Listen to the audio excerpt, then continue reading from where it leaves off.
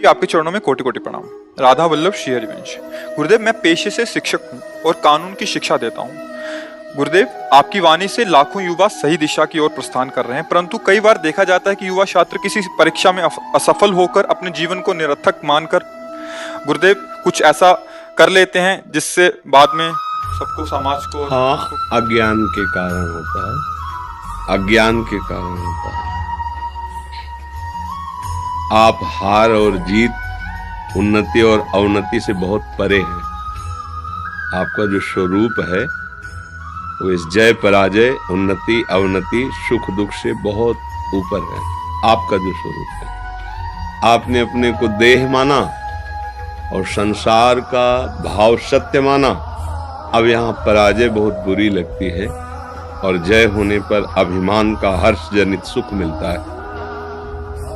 अध्यात्म के द्वारा ही सुख दुख को मिटाया जा सकता है। ये सुख भी दुख में है, दुख तो दुख में है ही।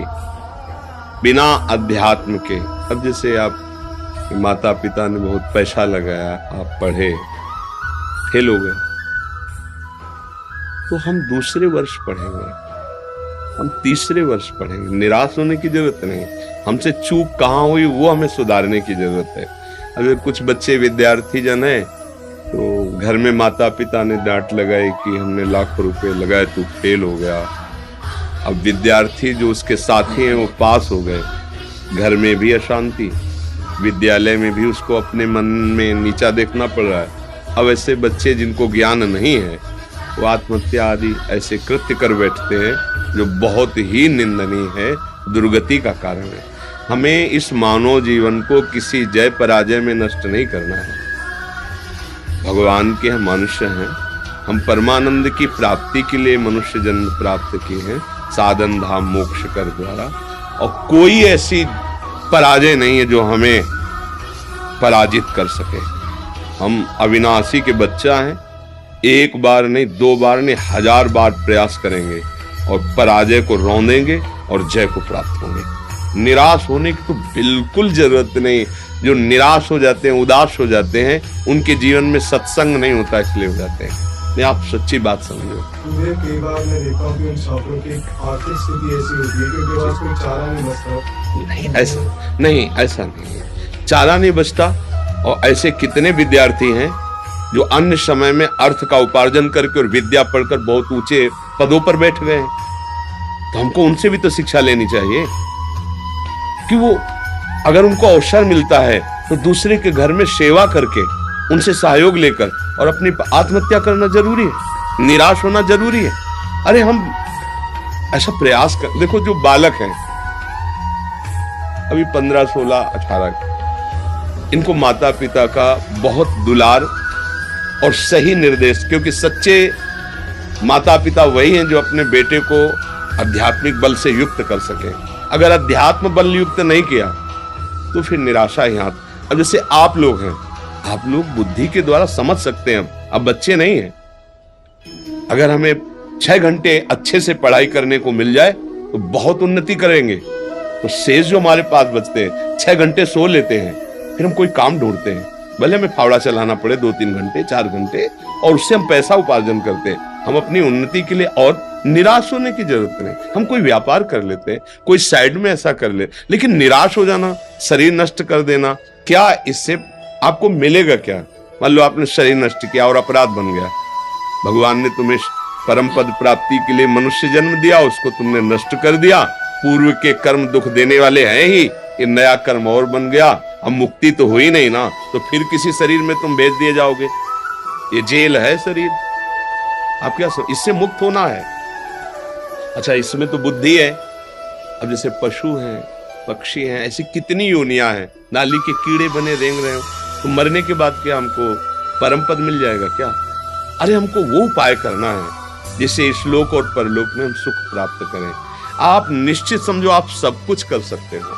पूर्व कर्म के अनुसार मिले हुए हमारी परिस्थिति में हमको निराश नहीं होना, हताश नहीं होना, आगे बढ़ना है। कई हमने विद्यार्थियों के जीवन में देखा है कि विद्या अध्ययन और भारी असुविधा, तो भारी मेहनत अपने पिता के साथ करके, सहयोग करके फिर ऊंचे ऊंचे पदों में गए, वो भी देखा हमने। कि गरीब घर का लड़का बहुत ऊंचे पद में गए। तो ऐसे हम एक दूसरे को उत्साहवर्धन करें, ऐसे हम भगवान का भरोसा दिलाएं, अध्यात्म का बल उनके अंदर जागृत करें। क्या नहीं हो सकता, हम कहते क्या नहीं हो सकता। जब भगवान मनुष्य रूप में आए हैं तो मनुष्य भगवान रूप में हो सकता है, क्योंकि रास्ता बन गया ना। जब नारायण नर हुआ तो नर नारायण बन, जब नारायण बन सकते तो और फिर क्या रह गया। गीत देह तज धरि हरि रूपा, वो भगवत स्वरूप हो गया ना गीत। तो हम ऐसे कर्म करें कि इस लोक में भी मंगल हो, परलोक में भी मंगल हो। पूर्व हमारे जो कर्म हमें परास्त कर रहे हैं वो हमें परास्त न कर पाए, उसके लिए नाम जप जरूरी है। नाम जप करो, कोई नशा मत करो, गंदे लोगों का संग मत करो। और जैसे आप सत्संग कर रहे हो, जो सत्संग में नहीं पहुंच पा रहे हैं, ना कभी आ सकते हैं, तो आपको जो मिला है आप उसे दीजिए। गुरुदेव मैं यही करता हूँ, अपनी जो भी शिक्षा उन्हें देता हूँ समय पे, तो आपकी वाणी का जो सार होता है उन तक पहुँचाने का प्रयास करता हूँ। ये बहुत बड़ा भगवान की प्रसन्नता का भी हेतु होता है। अगर एक बच्चा धैर्यवान बन गया, एक नशा छोड़ दिया, तो हमारा मनुष्य जन्म लेना सार्थक हो गया। एक का मंगल कर दे हम, तो जरूरी नहीं कोई यहाँ आवे, यहाँ की बात पकड़ो और 10 को और फैलाओ, जिससे उनका जीवन सुखमय हो, जीवन नशा रहित हो, व्यभिचार रहित हो, निराशा रहित हो। अरे आप समझ नहीं पा रहे, भोजन भी ना हो, कोई व्यवस्था भी ना हो, और मन आनंदित है तो कोई फर्क नहीं पड़ता। और सब कुछ है, जितना वैभव कहा जाता है, और मन अशांत है तो कुछ नहीं मिला। और मन सदैव अशांत रहेगा जब तक भजन नहीं करोगे। तब लग जीवन कुशल को, क्या सपने हो मन विश्राम, जब लग भजत न राम को शोक धाम तज। मन में हमारे आनंद तभी आएगा जब भगवान से जुड़ेंगे।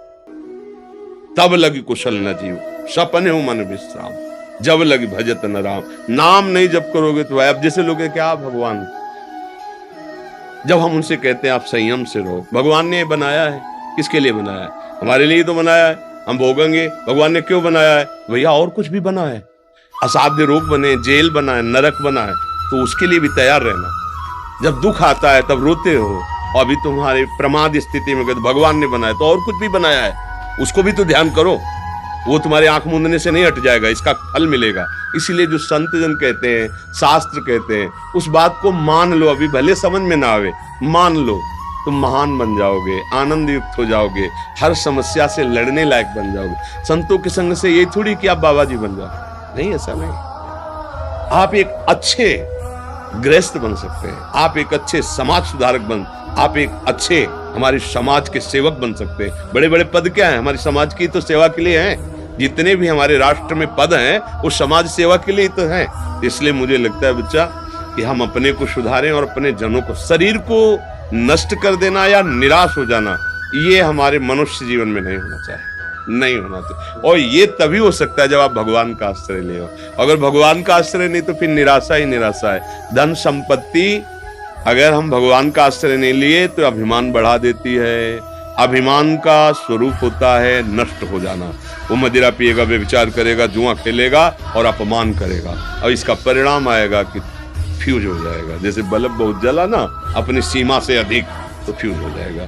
0 वाट का है उसमें 11,000 वाट ऐसे हो जाए ना, ऐसे ही है। हमें बहुत धैर्यपूर्वक चलना है, निराश नहीं होना। आज हमारे भोजन नहीं ठीक से खाने का, हम प्रयास करेंगे, हम धर्म पूर्वक चलेंगे, तो एक दिन ऐसा हो जाएगा कि आप भंडारा करने वाले बन जाओगे। पक्का समझो, पक्का, ये हमारी बात पक्की समझ लो। हमारा मालिक एक एक सेकंड आपको देख रहा है, और वो आपके सच्चे मार्ग पर चलने का हिसाब ऐसा देगा कि निहाल हो जाओगे। वो कैसे देता है? वो सृष्टि कैसे बने? किसी इंजीनियर ने बनाया क्या भगवान की बात को? भगवान ने सलाह ली कि इंजीनियर साहब हमको मृत्युलोक कैसा बनाना है, स्वर्गलोक कैसा? कुछ नहीं, किसी कारीगर की जरूरत नहीं, किसी इंजीनियर की, किसी बिल्डर की जरूरत, कोई सामग्री की जरूरत नहीं। हो गया, एक पलक झपकते अनंत ब्रह्मांडों का जिसने सृजन कर दिया, उस स्वामी को हम अपना मालिक मानते हैं। वो हमारे लिए क्या नहीं कर देगा, पर भरोसा भगवान का जल्दी नहीं हो पाता। इसीलिए मुझे लगता है बच्चा कि हम सबको, आप पूर्वजों की बात पढ़ के देखो, जो सबको गुरुकुल में रखा जाता था, चाहे राजकुमार हो चाहे एक साधारण गृहस्थ का बच्चा हो, एक सीमा में सबको बैठाल के गुरुजन उपदेश करते। क्यों रखा जाता था? राजकुमार है, घर आके पढ़ा जाओ, चक्रवर्ती सम्राट का लड़का है। यहाँ तक कि भगवान भी गए, चाहे राम जी हो और चाहे कृष्ण जी हो, संदीपनी जी के आश्रम में, हाँ, भगवान कृष्णचंद्र जी, और योग वासिष्ठ का उपदेश करने वाले भगवान श्री राम जी को श्री वशिष्ठ जी के गृह में बार बार, और विश्वामित्र जी के द्वारा कई शिक्षाएं दीक्षाएं भगवान ने प्राप्त। तो भगवान को क्या प्राप्त करना यार? जाकी श्वास वेद श्रुति चारी, सो हरि पढ़े ये अचरज भारी। जिनके श्वासों से वेदों का प्रादुर्भाव उनको पढ़ना है क्या? पर जब भगवान ने मनुष्य रूप में अवतार लिया तो गुरुकुल का सेवन किया। वहीं तो सुदामा जी से मित्रता हुई थी। एक इतने गरीब और एक भगवान द्वारिकाधीश स्वयं, दोनों मित्र बनकर रहे।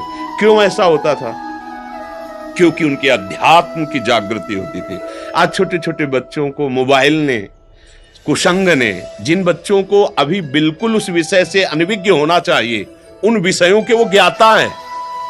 आश्चर्य होता है कि इतने छोटे बच्चे को इतनी विषय संबंधी ज्ञान कैसे हुआ? तो वो कुसंग है मोबाइल का। मुझे ऐसा लगता है कि अपने बच्चों को, अपने भाइयों को, अपने समाज को यदि सुखी करना है तो गंदे विचार, गंदे आचरण, गंदा चिंतन, गंदा भोजन, इससे बचाना होगा। अगर नहीं बचा पाए तो फिर नहीं समझ में आएगा, फिर तो गिरना ही गिरना पड़ेगा। बिल्कुल ऐसा बच्चा हमने देखा जो 13 वर्ष का है, खड़े होने में चक्कर आता है, दिन में 8-10 बार वीरपात करता है, अब उसका स्वभाव बन गया है। अब कैसे सुधार? 13 वर्ष का बच्चा। अब ये सबको लगेगा कि क्या, लेकिन हम इसीलिए इस बात को कहते हैं कि अपने बच्चों को, अपने भाइयों को, अपने समाज को यदि आप इस दोष से मुक्त नहीं कर पाए तो ये जान ही नहीं पाएंगे कि मनुष्य जीवन होता क्या है। छोटे छोटे बच्चे हैं, उनके आचरण भ्रष्ट होते चले जा रहे हैं। अभी यौवन का उन्मेष हो रहा है, वो मदिरा पीने लगे हैं, वो व्यभिचार करने लगे हैं, वो गंदी बातों के ज्ञाता बन रहे हैं। बोलो, जो जीवन संयम के लिए कई बार उदाहरण दिया, जैसे किसान की गेहूं की फसल है, उसे गलेथ कहते हैं जब बाली आने होती है, आप उसे काट लो, एक भी दाना नहीं मिलेगा, और वही रुक जा 2 महीने, और इसके बाद काट लो तो बोले 80 मन हुआ, 60 मन हुआ। ऐसे ही जो हमारे सिद्धांतों में है 25 वर्ष रखा गया, हम कह रहे 20 वर्ष तक ब्रह्मचर्य रहिए, वीरपात मत कीजिए, फिर आप गृहस्थी में जाइए, 20-30 वर्ष गृहस्थ धर्म में रहिए, तो फिर आप ब्रह्मचारी ही माने जाएंगे, क्योंकि वो फसल तैयार हो चुकी है ना। जो फसल परिपक्व हो गई उसमें 40 मन 50 मन अन्न हुआ, और वही 2 महीने पहले काट लो तो भूस भी सही नहीं हो पाएगा, दाना की तो बात जाने दो। ये नई अवस्था ब्रह्मचर्य के लिए होती है। ब्रह्मचर्य से रह के, व्यसन रहित रह के, धर्म की शिक्षा, समाज सेवा की शिक्षा। अब हमारे मानसिकता में केवल स्वसुख वांछा बढ़ती जा रही। स्वसुख वांछा का मतलब, ये शास्त्रीय शब्द है कि केवल मुझे सुख और सम्मान मिले। वो कैसे मिले? पद प्राप्ति से मिले, या हिंसा करने से मिले, या जैसे भी मिले, मुझे मेरी कामनाओं की पूर्ति हो और मुझे सम्मान मिले, बस। ऐसा कभी नहीं हो सकता। पूर्ण प्रताप से तुम थोड़े दिन जरूर कर सकते हो, इसके बाद पतन हो जाएगा। अगर ये बात है कि प्रभु मुझे ऐसी बुद्धि दीजिए कि जिस पद पे मैं हूं, समाज में जहां तक कोई अधर्माचरण करने वाला है, कोई निर्बलों को सताने वाला है, प्रभु मुझे सेवा का अवसर दिया है, मैं प्राणपन से उसकी सेवा करूं, भले मुझे दुख मिले। अब वो कभी पतित नहीं होगा, वो ऊंचा उठता। पर ऐसी भावना तभी आएगी जब अध्यात्म होगा, भगवान या भक्तों का सानिध्य होगा। नहीं तो हर चाल हमारा मन अपने सुख की भावना से ही करता है। हम अगर सम्मान पत्र का भी त्याग करते तो सम्मान के लिए करते। अरे यार, मतलब गजब का आदमी, सम्मान पत्र मिल रहा था, उसने त्याग किया, ये सुनना चाहते हैं। बड़ा सूक्ष्म है ये विषय। अगर हम अध्यात्म को समझ जाए तो कभी दुखी ही नहीं हो सकते। तो बड़ी कृपा ठाकुर जी की है और आप सबकी हम पे है कि आज कलयुग में ऐसे अवसर में आप जवान भाई हमारी बात सुन रहे हैं, हमारी बात मान रहे हैं। हम धन्यवाद करते हैं और ऋणी हैं आपके कि आप हमारी बात मान रहे हो। गुरुदेव, हम तो तिनके मात्र हो, तो आपकी कृपा की हवा है जो ये बच्चा बहुत बहुत जरूरी है, बहुत जरूरी है। आज हमारे नौजवान ऐसे हो जा रहे हैं कि बगल में अत्याचार हो रहा है और वो मुस्कुरा के निकल जा रहे हैं। कृपा करेंगे तो वीडियो बना करके वायरल कर देंगे, लेकिन बचाएंगे नहीं। आज का हमारा नौजवान कैसा हो रहा है कि अगर किसी का एक्सीडेंट हुआ, वो तड़प रहा है, तो वो अगर कृपा करेंगे थोड़ी देर रुकने की तो वीडियो बना के वायरल कर देंगे, बकाया वो उसकी सेवा करने में। या किसी को कोई सता रहा है या किसी के साथ कोई अत्याचार कर रहा है, तो ये नहीं कि यार हमारे शरीर में भगवान ने बल दिया है, हम प्राण भले त्याग दें लेकिन इसका अहित नहीं होने। ये बात उसी के हृदय में आती जो अध्यात्म का जो भगवान के मार्ग का। फिर मनुष्य जीवन के यार मतलब क्या रहा, इसलिए बहुत सावधान। भगवान कृपा करें, हम सबकी बुद्धि शुद्ध रहे, हम धर्म से चले, पवित्र आहार करें और अपने देश की सेवा करें। हम घर के बूढ़े माता पिता की सेवा नहीं कर पा रहे तो देश की सेवा क्या करेंगे? वही वृद्ध माता पिता को जरूरत है आज हमारी, हम उनकी सेवा नहीं कर पा रहे, उनको ठुकरा रहे हैं, उनको अनाथालय भेज रहे हैं। तो ये हमारी नौजवानों की पद्धति, बोले वो पोजीशन खराब होती है। हाँ, तुम जो आज जब तुम्हारी बात वो दिखाई जाती है, अगर वीडियो बना पिता कैसे तुम्हारी कामनाओं की पूर्ति के लिए मेहनत पसीना करके आज जब तुम पढ़ लिख कर बने, तो तुम उन्हीं माता पिता को अनाथालय में भेज रहे हो, वृद्धाश्रम भेज रहे हो। तो ये नहीं, देखो जैसे हम बाल्यावस्था में थे, मुझे जरूरत पैसे की नहीं, व्यवस्था की नहीं, माँ की जरूरत थी, पिता की, ऐसे ही माता पिता को तुम्हारी जरूरत है, व्यवस्था की नहीं, पैसे की नहीं। जब तुम प्यार से झुककर उनके पैर छूओगे और प्यार से, क्या आपको क्या कोई दुख तो नहीं है, कोई उनको यही लगे मेरा भारी दुख को सह लेंगे। लेकिन आज हमारी समाज इस बात पर दृष्टि नहीं देती। पैसा तो दे दिया है ना, वहां हर समय सुविधा मिल रही है आपको अनाथालय में, आप क्यों लड़ रहे हैं हमसे? नहीं, उनको इसकी जरूरत नहीं, उनको प्यार की जरूरत है, और वो प्यार वही कर सकता है जो भगवान का आश्रय लिए।